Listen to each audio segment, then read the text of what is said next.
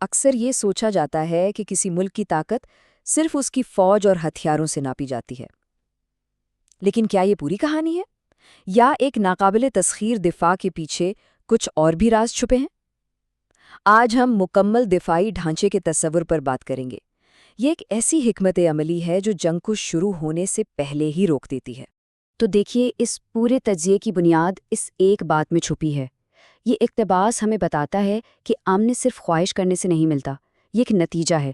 کس چیز کا؟ قوت کا، حکمت کا، اور سب سے بڑھ کر بروقت تیاری کا۔ تو دفاع کا اصل مطلب کیا ہے؟ اسے سمجھنے کے لیے ذرا دفاع کو ایک قلعے کی دیوار کی طرح سوچیں، ایک ایسی دیوار جو دشمن کے پہنچنے سے بہت پہلے ہی کھڑی کر دی جاتی ہے تاکہ حملہ کرنے کا خیال ہی ذہن سے نکل جائے۔ اور یہی تو اس پورے نظریے کی بنیاد ہے۔ اصل مقصد جنگ جیتنا ہے ہی نہیں، بلکہ جنگ کو ناممکن بنانا ہے، یعنی ایک ایسی صورتحال پیدا کر دینا جہاں حملہ آور حملہ کرنے کا سوچ بھی نہ سکے۔ تو دفاع کا کام صرف حملے کو روکنا نہیں، بلکہ دشمن کے ارادوں کو ہی توڑ دینا ہے۔ لیکن سوال یہ ہے کہ یہ نفسیاتی دیوار کھڑی کیسے کی جاتی ہے؟ اس کا جواب دراصل ایک لفظ میں ہے: ڈیٹرنس۔ یہ وہ اصول ہے جو جارحیت کو روکنے کی بنیاد بنتا ہے۔ تو یہ ڈیٹرنس آخر ہے کیا؟ دیکھیے، یہ کوئی ہتھیار نہیں بلکہ ایک نفسیاتی کھیل ہے۔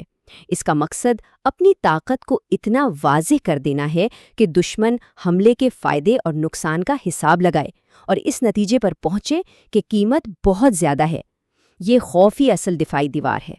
اور ڈیٹرنس کا اصول مختلف ممالک اپنے اپنے انداز میں اپناتے ہیں۔ مثال کے طور پر پاکستان کو دیکھیں، جس نے ایٹمی صلاحیت کے ذریعے ایک اسٹریٹجک توازن قائم کیا، جس کا پیغام بالکل صاف ہے کہ کسی بھی جارحیت کی قیمت بہت بھاری ہوگی۔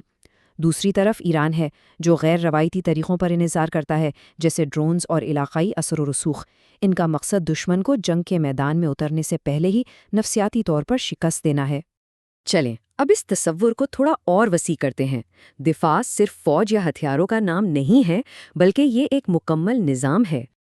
اور یہ نقطہ بہت گہرا ہے۔ ٹیکنالوجی اور فوجی ساز و سامان دشمن کی پیش قدمی تو روک سکتے ہیں، لیکن اگر ایک قوم اندر سے مضبوط ہو، متحد ہو، تو وہ دشمن کے حوصلے اور ارادوں کو شکست دے سکتی ہے۔ اصل طاقت تو قوم کے اتحاد میں ہے۔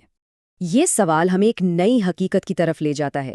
کیا آج بھی جنگ کا مطلب صرف سرحدوں پر فوجوں کا ٹکراؤ ہے، یا پھر جنگ کے میدان اب ہماری سوچ سے کئی زیادہ پھیل چکے ہیں؟ آج کی جنگ صرف سرحدوں پر نہیں لڑی جاتی، سائبر حملوں سے پورے ملک کا نظام مفلوج کیا جا سکتا ہے، میڈیا کے ذریعے قوم میں انتشار پھیلایا جا سکتا ہے، اور معاشی پابندیوں سے، یعنی بغیر گولی چلائے کسی ریاست کو کمزور کیا جا سکتا ہے۔ اس لیے ایک مکمل دفاعی پالیسی کو ان تمام میدانوں کا احاطہ کرنا چاہیے۔ تو پھر ایک ناقابل تسخیر دفاعی نظام کن ستونوں پر کھڑا ہوتا ہے؟ آئیے ان 5 بنیادی اصولوں کو دیکھتے ہیں جو کسی بھی ملک کو حقیقی معنوں میں محفوظ بناتے ہیں۔ یہ 5 ستون مل کر ایک مکمل دفاعی ڈھانچہ بناتے ہیں۔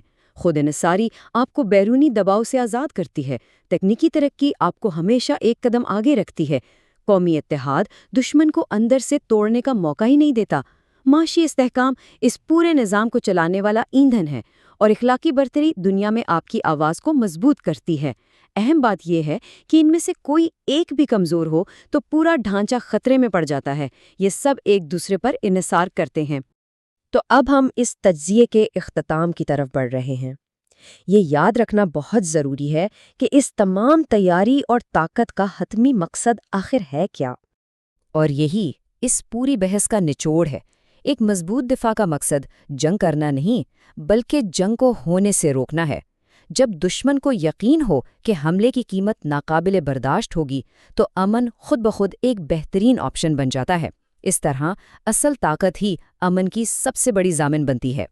یہ جملہ پوری سوچ کو شاندار طریقے سے بیان کرتا ہے۔ دفاع کا مطلب صرف رد عمل نہیں، بلکہ پیش بندی ہے، ایسی تیاری جو دشمن کے ارادوں کو اس کے ذہن میں ہی ختم کر دے اور حملے کو ناممکن بنا دے۔ اور آخر میں یہ سوال ہمارے سوچنے کے لیے ہے: ایک قوم کی اصل سرحدیں کہاں ہوتی ہیں؟ کیا وہ صرف نقشے پر کھینچی گئی لکیریں ہیں، یا وہ عوام کے دلوں میں، ان کے اتحاد اور ان کے ذہنوں میں ہوتی ہیں؟ کیونکہ جب یہ اندرونی سرحدیں مضبوط ہوں تو بیرونی خطرات خود ہی بے اثر ہو جاتے ہیں۔